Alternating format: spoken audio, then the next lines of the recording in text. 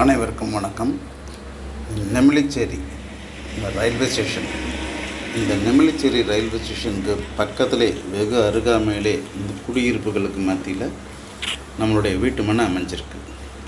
இந்த வீட்டு மனையானது ஜஸ்ட் ஒரு 200 மீட்டர் ஸ்டேஷன்லேருந்து, பஸ் ஸ்டாப்லேருந்து ஒரு 300 மீட்டர், அவுட்டர் ரிங் ரோட்லேருந்து ஒரு 500 மீட்டர், இவ்வளோ டிஸ்டன்ஸில் தான் இருக்கும். இங்கே வீடுகள்லாம் கட்ட ஆரம்பிச்சிட்டாங்க. மனையில் கூட சுற்றிலும் வீடுகள் தான், ஃபுல்லாக செட்டில் ஆகிருக்காங்க.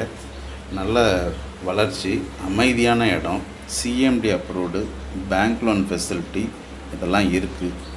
ஸோ இந்த இடத்துல நீங்கள் வீட்டு மனையை வாங்கிறதுனால வெளியில் வேலைக்கு ரொம்ப ஈஸியாக கிளம்பி போக முடியும். பக்கத்திலே college, matriculation school, public school, இப்படி எல்லா வசதிகளும், மார்க்கெட், கடைகள், எல்லா வசதிகளும் இருக்குது. ஸோ இந்த மனையில் பார்த்திங்கன்னா வாட்டர் கனெக்ஷன்ஸ் தெருவில் கொடுத்துருக்காங்க. ஸோ அதனால் வாட்டர் சர்வீஸும் இருக்குது. ஸோ இந்த மனையை நேரடியாக பார்க்க வாங்க. திரையில் வர நம்பருக்கு கான்டாக்ட் பண்ணுங்கள். இது ஜெயா மெட்ரிக் ஸ்கூல் அப்படிங்கிறது மெயின் ரோட்டில் இருக்குது. அதாவது பாடியிலேருந்து திருவள்ளூர் வரைக்கும் போகக்கூடிய அந்த ஹைவே, அதில் பட்டாபிராமுக்கு அடுத்தது இந்த பஸ் ஸ்டாப் தான்.